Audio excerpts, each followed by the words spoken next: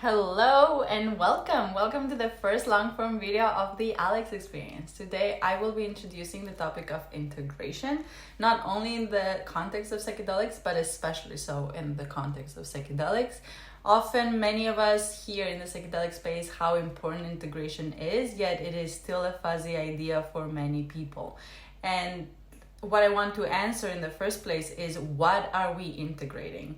Which is why I'm gonna talk a lot about our true essence, who we really are underneath all the layers of beliefs and tendencies that we don't like about ourselves and things that we don't want to be.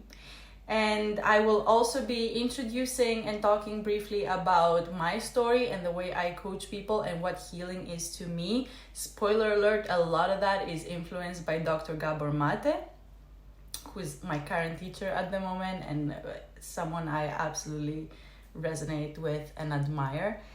And because if none of that resonates with you and none of my story or my style resonates with you, then there's no point in you listening to the rest of this class.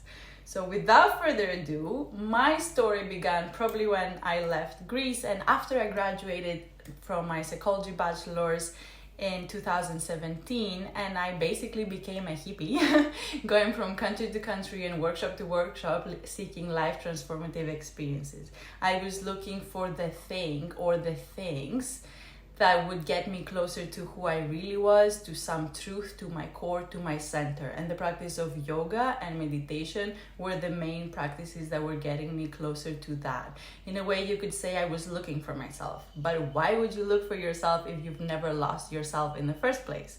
So this is what healing actually is. It is the process of understanding where we lost parts of ourselves and reintegrating them into a whole self that is complete and functioning and thriving.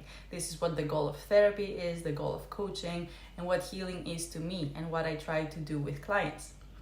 So when I was a hippie, going from place to place, I was not very grounded and I didn't have a long-term vision of the future. I didn't know what I wanted to do with my life. And through personal development and psychedelics and meeting my incredible husband, I eventually found the thing that where everything I'm passionate about, which is that process of healing and becoming more of ourselves, and everything I'm good at and the way I can serve other people, all meet in one spot called psychedelic coaching or psychedelic assisted therapy. And now I'm standing behind being a coach and a therapist. Sometimes I'm a bit of both, sometimes I'm either or. So what I believe, something that not only I believe but I have experienced, is that normal, sober us right now, are not who we really are. I believe out of random events in our lives, we have become a tired, limited, distracted version of ourselves. And that is really a fraction of who we really are and who we can be. And with the help of psychedelics, we get a good glimpse of who we can actually be and get closer to the truth of who we really are. Many people will describe psychedelic experiences as more real than real, as if this reality is not really the most awake, alive version of us. But when you do take psychedelics, then you get to actually see things as they really are, which is the opposite of what many people believe about psychedelics, that they get you to hallucinate in a way that you see things that are not there. In reality, you see things that are there that you don't get to see in that state of being. In one of my first experiences on MDMA, I believe it was the second experience I had on MDMA, I saw us as normal, sober us, not on psychedelics, as if we're standing behind a door that is slightly open but mostly closed. And when we do take psychedelics, that door of perception opens and we get to see all that we are, that is always available to us all the time, yet we are too damn distracted to see. And that is a very good reason why my coaching and the reason I'm dedicating myself to this field is I help people being in that state of existence more of the time, becoming more of yourself more of the time. why are we not in that state of all the time? I'm going to talk about how beliefs are formed and how we have been programmed later on. And I also love to emphasize the fact that we give so much of ourselves. We give our attention away to social media, to other people's stories, to other people's opinions. And I'm a big proponent of spending as much time as you can in stillness, in silence, with yourself, with your thoughts. As bad and as uncomfortable as that may be at some point, you'll see that beautiful things start to emerge and start to happen when you have a sacred space for yourself and your own silence. Now, the good news is it is not psychedelics that do that. It is in us. It is who we are. It is always there. So I don't want you to see psychedelics as taking an exogenous substance that creates something in you that is not there already. I want you to see it as an amplification of something that is always there, and psychedelics just help you see it. They are catalysts, but psychedelics are not the ones that heal you. You are there to heal yourself. You have everything you need to heal yourself. In fact, my first proper meditation session showed me that we have the book written inside us. All we have to do is read it. So you are your own healer, but sometimes, as I said, we're very much stuck in our heads that we don't get to see the rest. We are more than our heads. We are more than our minds. Our mind is a tool, it's a machine, and that it's great to also learn how to use. Otherwise, it runs the show for us, but there's way more than we are. We are body and emotions and spirit and soul and one with everything, even though those things sound very hippie-like, and I understand that. It does take ayahuasca sometimes. Now, for some people, it is enough to have a fun, eye-opening experience once or twice or 10 times or 50 times and then go back to the life they've had before. There's nothing wrong with that, and that's actually great because you still take the red pill, and once you see, you can unsee. People often will go to a festival or to a party or want to just have fun with their friends and take a ton of acid and then end up having a mystical experience because it's there, it's always available, it's easy to access. But then they don't really want to do that inner work, and that is fine. Like, life is also there to be celebrated. We're here to have fun, we're here to play, and that's all amazing. I actually believe and hope that microdosing will be the new alcohol, because why not? Imagine, instead of putting a toxic, harmful substance in your body and mind, consuming a tiny amount of a psychedelic that is actually good for you. It's not harmful. And instead of making a mess out of yourself and talking shit about your friends to your friends, you instead are more present to yourself. You enjoy your friends more, you enjoy life more, you enjoy the music and the sound effects and all the aspects of the party more than you would on alcohol. So that's great. It's just that if that's what you want out of psychedelics, which is just to have fun, then there's nothing in here for you in the rest of this talk. Everything I talk about, everything I coach people through, and everything I so try to teach others and educate on in the rest of this class is about real, long-lasting, ever-evolving, ever-getting deeper and better growth. This is why I highlight and capitalize on the skill of integration, not only in the context of psychedelics. You can really integrate anything worth doing in life, anything that you want more of, but it is especially necessary to know in the context of psychedelics if your intention is growth and transformation. This is why I often talk about self-actualization. To me, self-actualization is not a point or a destination to arrive at. It is a journey of an ever getting better, ever getting deeper into yourself and your psyche. Self-actualization, even according to Maslow, was not like a pyramid that as soon as you've ensured survival and physiological needs, then you've just unlocked a new level. Welcome to love and belonging. It was not like that. Maslow, in fact, never created a pyramid. I think that was created by a company, a marketing company or something. And if you want to learn more about that, I highly recommend a book called Transcend, The New Science of Self-Actualization by Scott Barry Kaufman. But I highly believe in the capacity we all have to constantly become more. We have so much potential. Our greatness is limitless.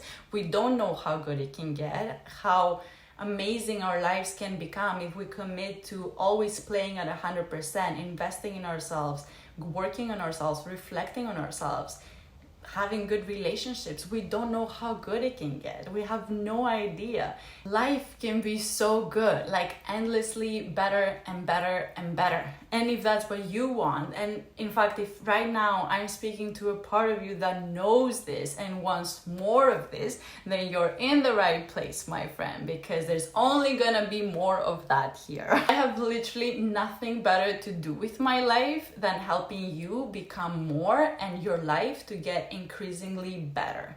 I've dedicated almost a decade in seeking purpose and answering the question what the point is, and I've never had a better answer to this question than psychedelic assisted therapy or coaching. Working with these beautiful substances that have been used and respected and savored and honored since the beginning of humanity in order to transform our lives, to expand our consciousness, and to answer and find out for ourselves what our limits are, if any, and how good life can actually get. I'm gonna use an example that I learned from Tony Hoare, which is this is how we are born. This is how we come into this world. This is our true essence. We are all born with our true essence intact. Babies don't think of themselves as worthless, as useless, as not lovable. They just are. They are everything. They are the true essence, the higher self, the true self, whatever you want to call it. Many people have different names for that. So we come into this world like that, but then experiences get in the way of us seeing that light. For example, we learn not so much by being taught by our parents, but by learning from their behaviors and imitating them.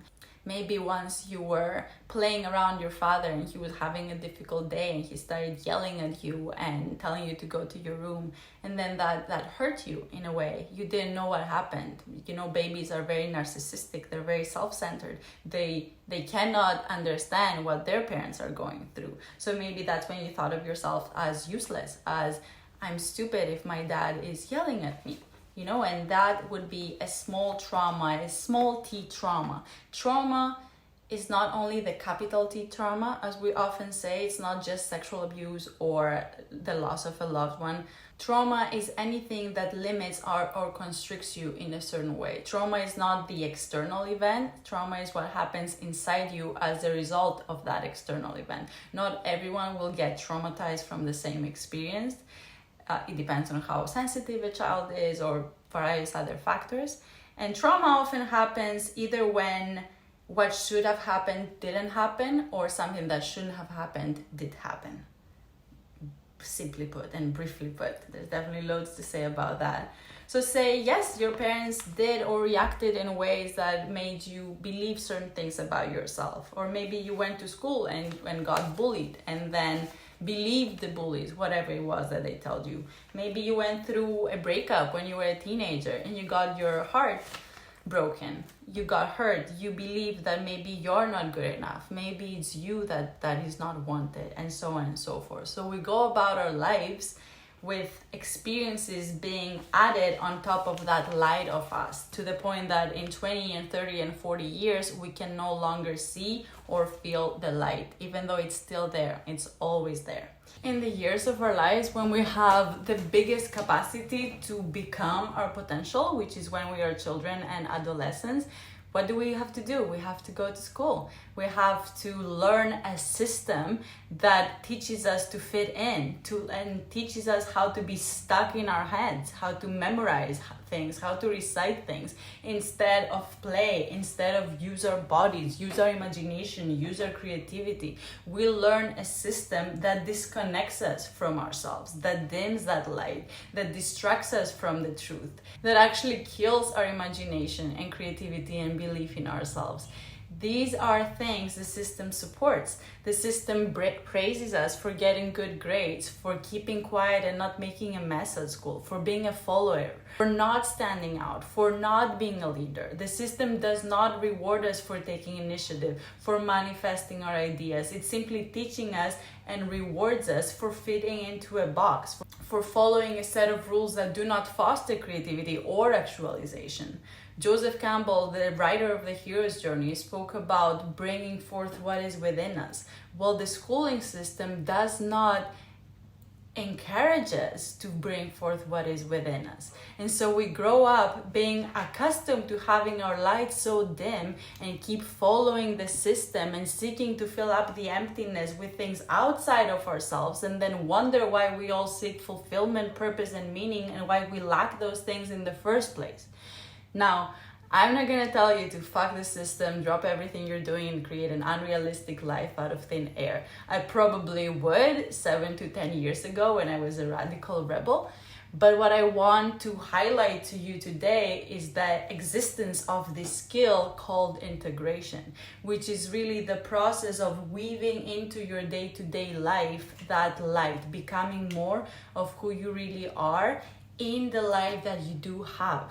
Now imagine going to work, the work that you have, and loving yourself, enjoying your day, loving, valuing, and appreciating other people, not getting caught up in drama or fights. Imagine not getting offended by other people's comments, not taking things personally, because you know who you are. You are so centered in yourself and love and enjoy your day nonetheless. You don't have to leave that place to react to other people. You can respond but not react. This is what self-regulation is, by the way. It is to see the trigger but not get carried away by the trigger. And it doesn't have to happen 100% of the times, right? Like progress or learning something, embodying something does not mean that at some point you're enlightened and then you live in that space. You know, there's a book, and the name says it all, that's called After the Ecstasy, the Laundry. Like often we do tap into these higher states of existence and consciousness and understand something, and then,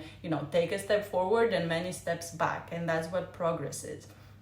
To take steps forward no matter the steps back, and keep going and keep going. Like this is how the stats are of any successful business. There's always a dip, but long term there's always a growth and an evolution going upwards. So at this point, you're probably asking, great, Alex, how do I get all those things? Well, psychedelics is a way. There are many ways, there are more ways. Psychedelics is just one of the ways. It's probably the most hardcore out of the rest of them. And the one that I'm the most passionate about in life, the thing I believe in with everything I have, and I tend to lead with passion, and that's what I choose to specialize in and talk about most. But there's definitely other things like yoga, meditation, breath work, you know, psychotherapeutic techniques like EMDR, EFT, then hypnotherapy, chiropractic, body work. These are all beautiful modalities that help you heal the parts of yourself that are sabotaging your life and become more of that beautiful light that you really are underneath all those layers. Another absolutely incredible way of embodying more of your potential and becoming all those things are immersive experiences, like workshops, like retreats, like, you know, a Vipassana meditation. You have to leave your home and your normal ordinary life in the context of a hero's journey. You leave the ordinary mundane world and you enter a special extraordinary world where you immerse yourself maybe in some workshops for 2-3 days or weeks for 12 to 15 hours a day, and you unlearn a bunch of things that don't serve you and then relearn things that do. It's a process of remembering who you really are. Your essence is there. It cannot get damaged. It cannot be taken away from you. No matter what has happened to you, no matter what people or circumstances have done to you, no matter what you have done to other people, all the horrible things that you've said, the things that you've done, everyone you've hurt, all those experiences did not render you a horrible person, did not transform you from a valuable person into a worthless person. Your true essence, who you really are, is still intact behind all those layers of things. And I want you to understand that there's nothing wrong with you and there's nothing wrong with the world, because people will often come to therapy or coaching or even psychedelics assuming that it's either one of those things. There's either something wrong with me or there's something wrong with the world. And this beautiful work teaches you that it's neither of those things. It's the importance of your true essence being there behind all your fears and all your coping mechanisms and all your self-sabotaging patterns, all those things in yourself that you wish weren't there, which are actually helpful parts of you that were born to help you survive, as weird and ridiculous and difficult to believe as that may be at the moment, and they can all be trained. You can work with parts of you that are sabotaging your life and train them to be parts of you that are productive and actually help you thrive. I invite you to entertain the thought that you are not all these horrible things, that who you are is actually a still, calm presence, that knowing that's kind of standing behind all the rest and watching the show.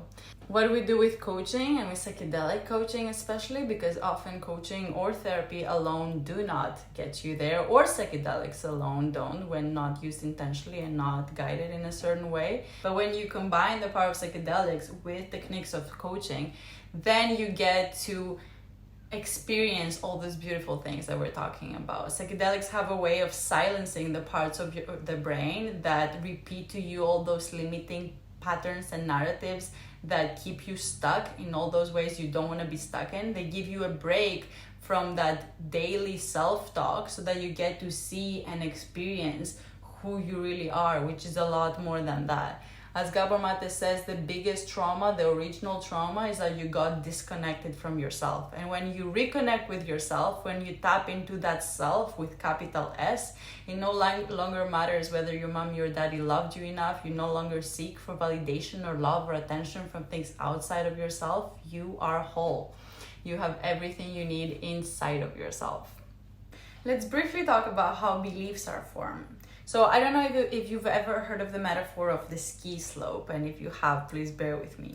So you were born a blank canvas. There was no beliefs, there was no limitations. And imagine skiing, being about to ski down a mountain where there's just fresh snow. The snow is fluffy and white and no one has skied there. You're gonna be the first person. So when you were punished for acting in certain ways, or you got praised for performing in certain ways, then you start making sense of the world, and as if, when I do X and Y and Z, I'm being rewarded, which means I need to keep performing in order to be good enough or in order to be loved.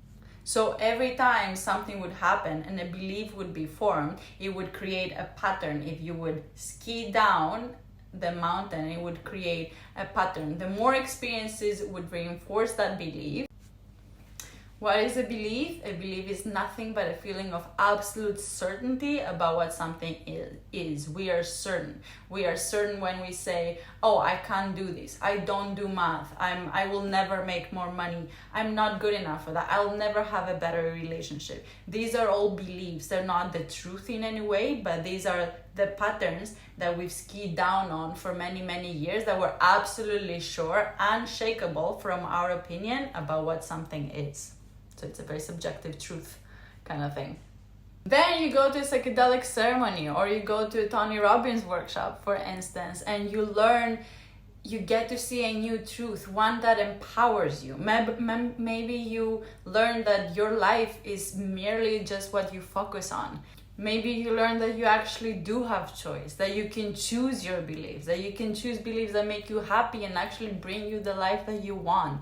Imagine if instead of repeating to yourself every day, I will never make more money, to repeat to yourself, I'm so capable, I'm always making more money, my income grows all the time. I don't want this to sound like a silly affirmation thing, but again, I'm simplifying things, but this is a way where this is kind of how things work in our brains. So as soon as you go and have that massive, amazing, different experience, and you actually believe it, even for a moment, while you're there, while you're in the retreat, while you're in the workshop, you form a new ski path in your brain. You start skiing down a different direction that leads to a whole new trajectory of life.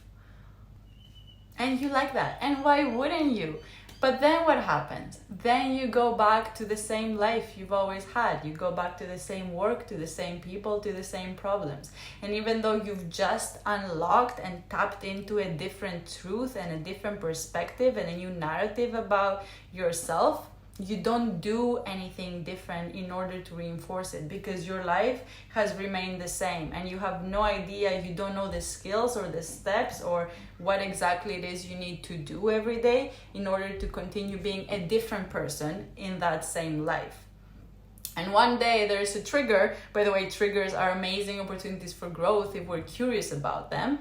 But as soon as there's a trigger, you might go back to the same ski track as soon as you start yelling back to your husband or your kids. Because it's so easy, as soon as there's something wrong, to go back to skiing that path that is so well defined. Say there's a bump on the road, and instead of going down the new fresh snow, you go back to that pattern that you've always skied on.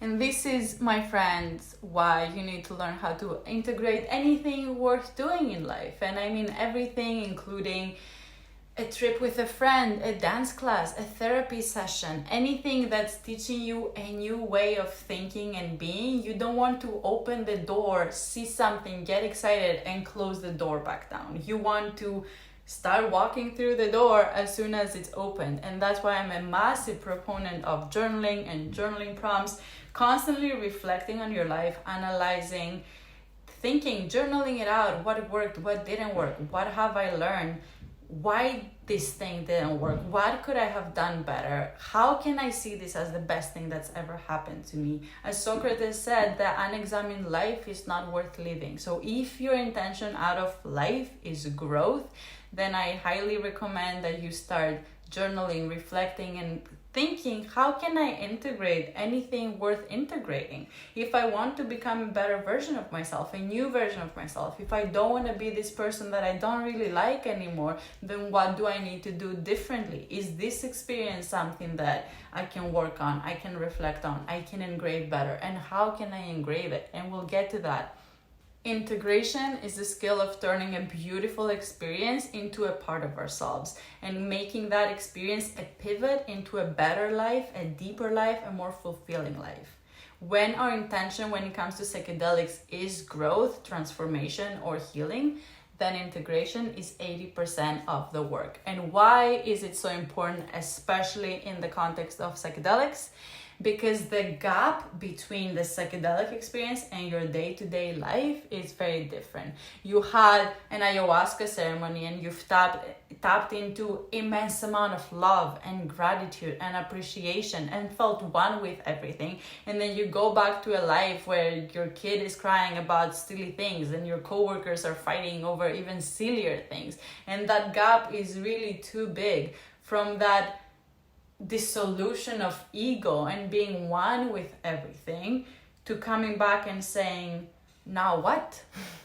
So many people will go from workshop and a ceremony to the next, but no matter how many ceremonies you'll have, it will never eliminate those day-to-day struggles. You cannot, this is just what bypassing is. You cannot expect and hope and pray that the more ceremonies or transformative experiences you'll have, those will just magically diminish all the little things you hate about your life. In the end of the day, there is no magic pill. There is no miracle solution. You have had a beautiful eye-opening experience and you cannot go back to unseeing. If you don't practice keeping that light alive, keeping the ceremony going, the light is not gonna stay. It is the actions you take that make up your life.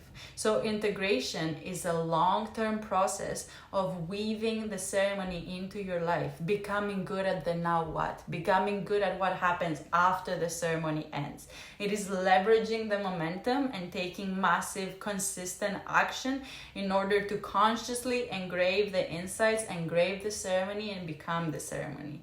This is essentially the process and the practice of you being more of yourself, more of the time. That self that you really like and that really can help you manifest everything you want into this life. Without integration, you will go back to skiing down the same path. All those layers and layers and layers of habitual patterns and automatic responses will come on top and dim your light once again. Integration is the work that solidifies that other skiing path, the path you want to ski down on, and most importantly, the one that you consciously choose for yourself. So this is an overview of what we do, why we do what we do, what integration is, why is it such an important skill in life, why I highly recommend you integrate anything worth doing, not just psychedelics. You know, often we read a book and highlight a bunch of sentences, or take a course. So many people buy so many courses all the time and keep like bookmarking things and taking notes and posting catchy quotes on Instagram, but never actually put in the work and translate those insights into practices. As a friend of mine says, start becoming the apprentice. Instead of constantly being the student taking notes, start becoming the apprentice that puts in the work and takes action. Integration is the skill of taking the insights off the mat and into the real world, as we say in the yoga world. So that's all for today. Thank you so much for sticking through this. In the next video, I will present to you the best practices, the best tools, the best techniques that have traditionally worked for integration. Obviously, there is no one size fits all. Every person is different. And if you want a tailor-made integration plan made just for you, you can definitely reach out to me either on Instagram at the Alex Experience or my website, thealexexperience.com. I am committed to helping you maximize your potential, maximize your experience of being alive through the beautiful help of psychedelics. And integration work goes through unpacking the different insights and downloads you got during ceremony, making sense of them, relating them back to your intention, creating daily and weekly practices out of those downloads. Unpacking, for example, medicines like ayahuasca talk a lot in symbols, and not all of them are to be taken seriously. So we look at everything that happened and your future vision and how your lifestyle works at the moment, and what we can do to bridge the gap in a very nice, delicate, realistic way, so that you can bring that element of ceremony into your day-to-day life. We also do somatic oriented work, so we would look at healing trauma and emotions, locating them in the body and working through all of that. Trauma happened in relationships, but healing also happens in relationship, and so does self-actualization and collective actualization. Even though I don't help you find psychedelics, I will never share sourcing information, because unfortunately psychedelics are still illegal. People have had a thirst for higher states of consciousness, for self-actualization, for becoming more. People have suspected that there's more they can do with their soul, with their potential, with their life. And they have always found a way to get those psychedelics. And it's not only humans, it's actually animals as well that lick different plants and different animals and different things in nature in order to get high. Thank you for being on this path of wanting more, of believing it exists. As one of my favorite quotes of all time says, those who don't believe in magic will never find it. So thank you for believing it exists. Thank you so much for listening to me and for sticking through this. And I promise next video will be very practical, all about practices, what you can do, different routines and things like that. Once again, thank you. Until next time, take care.